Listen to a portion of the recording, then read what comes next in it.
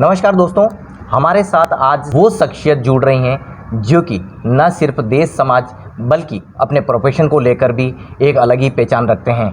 नाम है आपका विवेक जेब साहब। अभी किस तरह से उनकी सेवाएं रही है ये जानेंगे, लेकिन इससे पहले राजस्थान के किस शहर से वे बिलोंग करते हैं, क्या उनका जीवन परिचय रहा, ये जानते हैं। सर, सबसे पहले तो जिस जन्मभूमि से आपने पढ़ाई शुरू की, क्या कहना चाहेंगे दर्शकों को?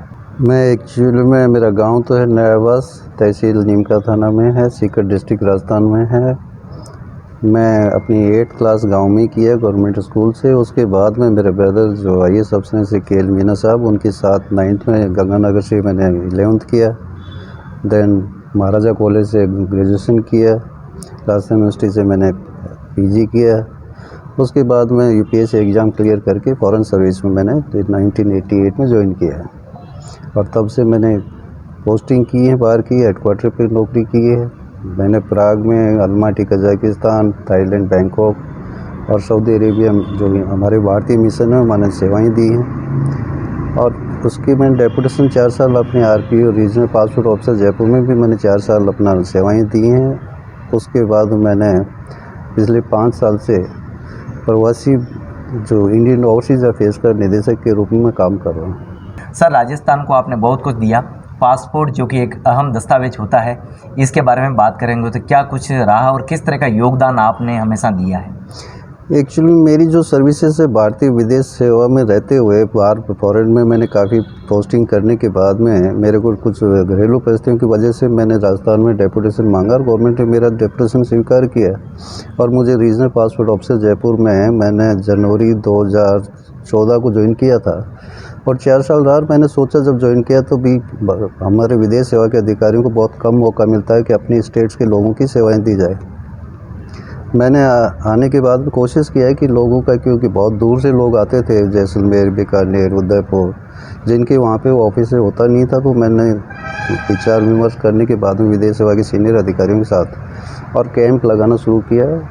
रीज़न उसके पीछे सिर्फ ये था कि उनको यहाँ ना आना पड़े और वहीं उनके डोर पे ही सर्विस दी जाए और कैंप शुरू किया। वो पूरे भारत में उसको माना भी और सभी पासपोर्ट अधिकारियों ने इस तरह के कैंप और वो किया उन्होंने। और उसके बाद में EOPS के, ये सब राजस्थान के लोगों को मालूम है, सब EOPS के चल किए हमने, उनके इनोग्रेशन वगैरह करवाए, माननीय जो मेंबर ऑफ पार्लियामेंट से उनका इनोग्रेशन करवाया।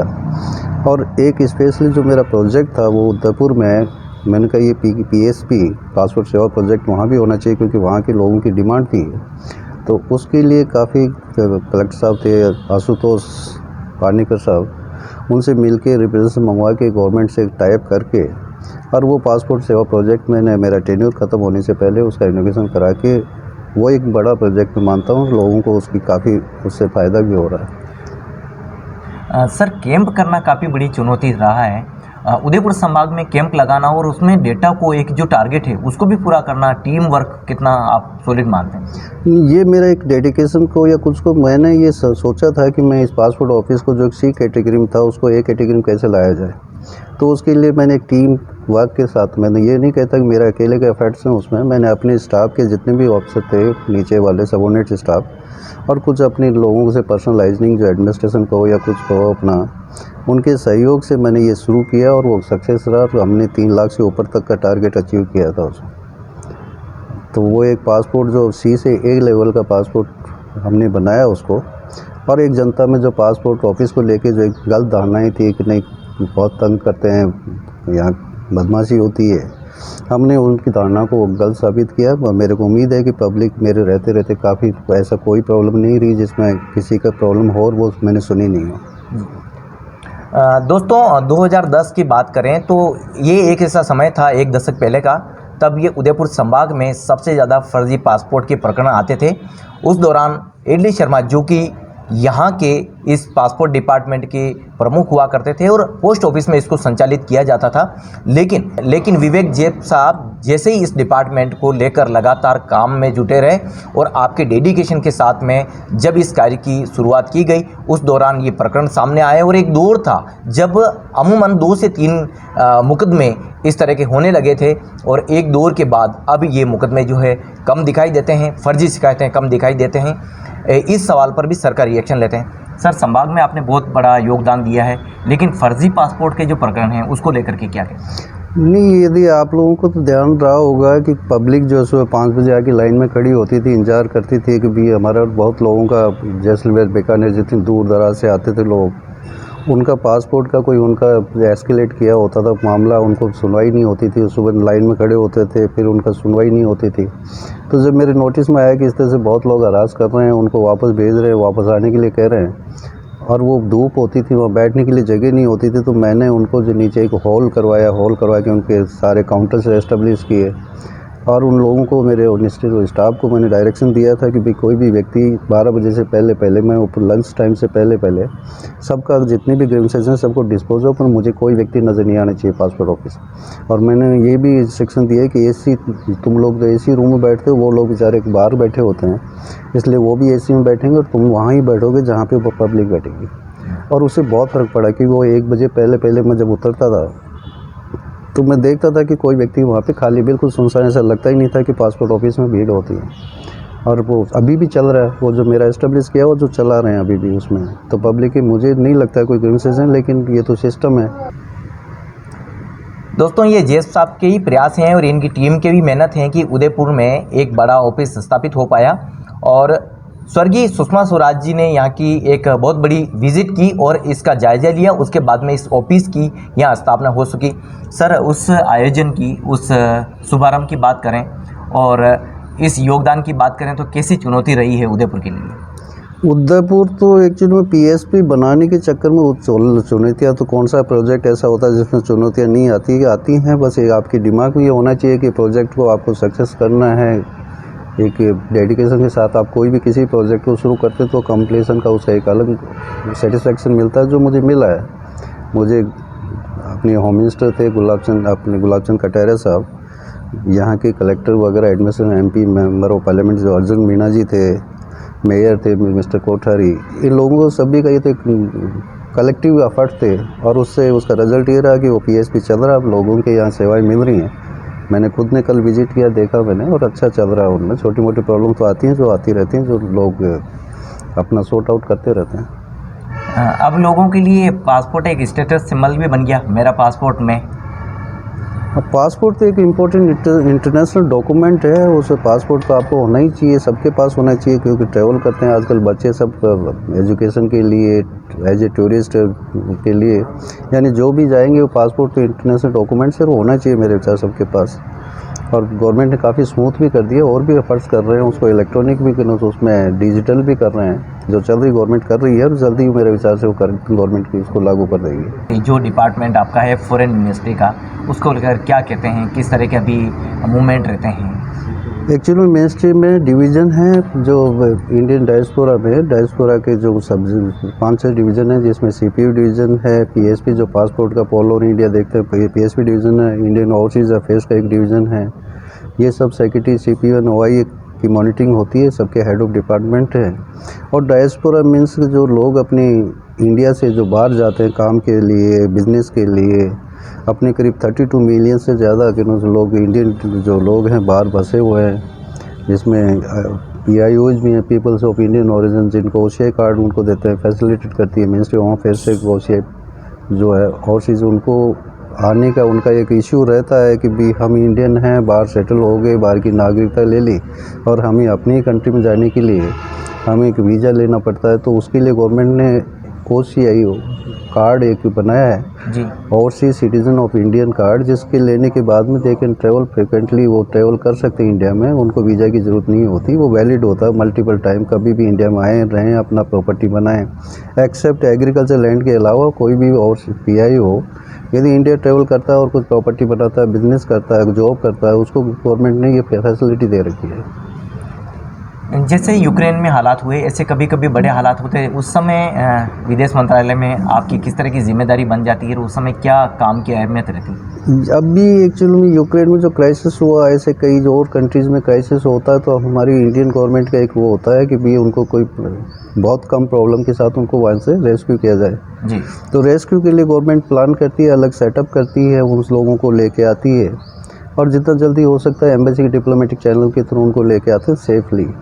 तो यूक्रेन में जो हुआ तो स्टूडेंट्स का इश्यूज़ आया था, स्टूडेंट्स जो है वहाँ काफ़ी जो मेडिकल वगैरह सब कर रहे थे, तो उनको इंडिया में लाना एक चुनौती थी गवर्नमेंट ऑफ इंडिया के लिए, जो गवर्नमेंट ने बहुत ही तरीके से उनको निभाया है और उनको लिया है। लेकिन प्रॉब्लम ये आ रही है कि उनके मेडिकल कॉलेजेस जो मेडिकल कोर्सेज कर रहे थे, किसी ने फर्स्ट ईयर सेकंड ईयर, तो गवर्नमेंट कर रही है कोशिश कि उनको यहाँ इंडिया में मेडिकल कॉलेजेस में या कहीं दूसरी जगह उनको ट्रांसफ़र किया जाए, जिससे उनकी पढ़ाई का कोई नुकसान ना हो। तो गवर्नमेंट में चल रहा है, काफ़ी अभी काम हो रहा है और होना बाकी है। सर की माताजी का इस पूरे कैरियर में बहुत बड़ा योगदान रहा है। सर उसको अपने जीवन में कैसे देखते हैं ये जान लेते हैं। सर जीवन में माँ के बिना किसी भी सपने को साकार करना मुश्किल होता है। आज उस पल को याद करते हैं तो क्या कुछ कहना चाहेंगे? एक्चुअली मैं तो जब याद नहीं मेरे पिताजी कब एक्सपायर हुए, जब सेकंड क्लास में पढ़ता था तब, लेकिन मेरे ब्रदर जो मेरे फादरली हैं, पिता तुल्य हैं, उन्होंने वो IAS में सेलेक्ट हो चुके थे और मेरे से काफ़ी बड़े 19 साल बड़े हैं वो। मैंने उनके साथ में उन्होंने मेरे को रखा अपने पास, पढ़ाई करवाया, अलग अलग जगह लेके गए, जहाँ ट्रांसफ़र होता था वहाँ मैंने पढ़ाई कंप्लीट की। उसके बाद में UPSC के लिए मैं इलाहाबाद चला गया। इलाहाबाद से मेरे सिलेक्शन सर्विस में ग्रेजुएशन PG के साथ ही सिलेक्शन हो गया और मैंने मिनिस्ट्री ज्वाइन कर लिया। उसके बाद में सर्विस का जो दौर है, करीब 35 साल का मेरा सर्विस टेन्योर हो चुका है ऑलरेडी, और इसमें मैंने जितना मैंने कर पाया उतना मैंने किया है। एक्चुअली में क्या है कि अपने एक इंडियन में टेंडेंसी जो है बच्चों को मेडिकल करवाने के लिए या फिर हायर स्टडीज़ के लिए बाहर भेजते हैं और वो एजुकेशन का जो कंसल्टेंट के तौर पे कई फार्म बना रखे हैं लोगों ने। तो इस तरह की बहुत कंप्लेंट्स आती हैं कि बच्चों के साथ चीट किया, उन्होंने कई पैसे ले लिए, किसी इंस्टीट्यूशन में एडमिशन नहीं मिला या मिल गया तो वो एफिलेटेड नहीं है AIU से। तो ऐसे केसेस में उनका टाइम ख़राब होता है, पैसे बर्बाद होते हैं और उसके बाद में पता चलता है कि उनकी जो डिग्री जो लेके आए हैं वो किसी काम की नहीं है, क्योंकि गवर्नमेंट में वो मान्यता ही नहीं होती उनको, तो उन पे वो कोई जॉब नहीं ले सकते। तो मैं लोगों को ये बताना चाहूँगा आप लोगों के थ्रू कि बीच जाने से पहले वो जिस यूनिवर्सिटी में आप जा रहे हैं उसके बारे में पूरी इंक्वायरी करें। वेबसाइट पे मिशन, हमारे डिप्लोमेटिक मिशन है हर कंट्री में, उनको मैसेज करें कि भी हम एडमिशन ले रहे हैं, ये सही है। मैं आपको बता दूं कि यहाँ पे गवर्नमेंट ऑफ इंडिया किसी भी एजुकेशन कंसर्न के कोई लाइसेंस नहीं होता उनके पास, सब फेक होते हैं। इसलिए ये मान के चलें कि जिस के थ्रू आप एडमिशन कंफर्म कर रहे हैं, जिस यूनिवर्सिटी में आप एडमिशन ले रहे हैं, क्या वो गवर्नमेंट से एफिलेटेड है, क्या उसकी डिग्री मतलब गवर्नमेंट एक्सेप्ट करती है नहीं करती।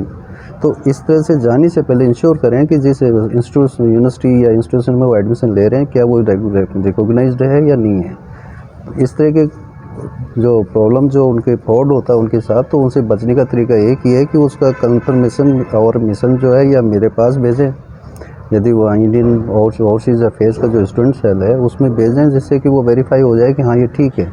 जब कंफर्मेशन आ जाए उसके बाद में अपना एडमिशन प्रोसेस शुरू करें। अपने यहाँ एक टेंडेंसी देखी कि NRI देकर वो बच्चों की सगाई शादी उदी की बातें और अच्छा पैसा इन्वेस्ट करते हैं। मेरे को पिछले लास्ट 3 ईयर्स के फिगर यदि मैं बताऊँ तो करीब 5000 से ऊपर केसेस रजिस्टर्ड हुए हैं मेरे ऑफिस में, जिनमें ज़्यादातर केसेस ये हैं कि शादी की बच्ची के साथ पैसा डॉवरी वोरी पैसा ले गए, एक उनके साथ टाइम स्पेंड किया 15-16 दिन और उसके बाद भी ये कह के कि भी हम वापस जाके और आपका स्पाउस वीज़ा अरेंज करते हैं, उसके बाद में आप ट्रैवल कर लेना। लेकिन वो वापस जाने के उनके वेयरबाउट से वो गायब हो जाते हैं बाहर जाके, और वो लड़की जैसे शादी वो उसका पूरी ज़िंदगी इंतजार करती रहती है। उसको ये नहीं पता होता है कि वो लड़का था कौन, कहाँ का था, क्या काम कर रहा है।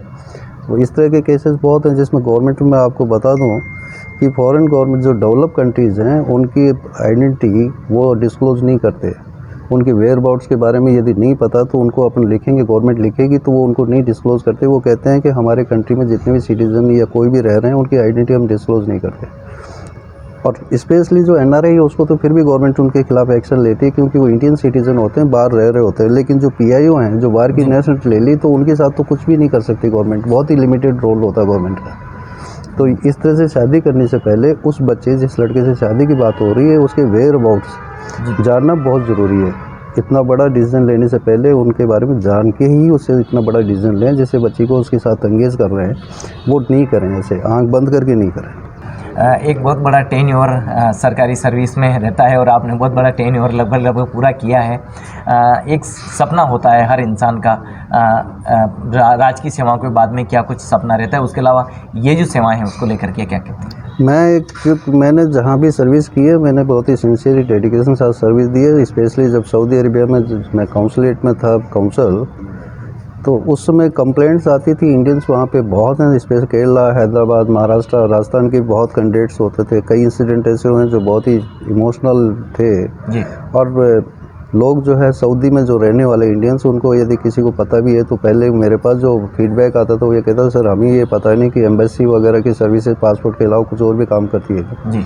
लेकिन मेरे टेन्योर में 3 साल में रहा वहाँ पे, 3-3.5 साल, उसमें मैंने कम्युनिटी के लिए जो काम किया है वो बहुत ही लोगों ने, मतलब उससे मेरा जो जेल में जाना, डायरेक्टर जो उनका जेल का होता था उससे दोस्ती करना, उनके थ्रू हर दिन 50 लोगों को वापस इंडिया डिपोर्ट करना, बॉडी वगैरह को डिपोर्ट करना, जो मर जाते हैं वहाँ पे मेडिकल में हॉस्पिटलाइज जो होते थे, स्पॉन्सर गायब हो जाते थे, उन स्पॉन्सर को लोकल गवर्नमेंट के थ्रू उनको ट्रीटमेंट दिलवा के उनको इंडिया भिजवाना। तो ये इस तरह के मेरे काफ़ी अच्छे काम रहे हैं, लोग अभी भी याद करते हैं, बात करते हैं। तो एक सेटिस्फेक्शन मुझे मिलता था मेरे काम से और मैं खुश हूँ अपने काम से। जी।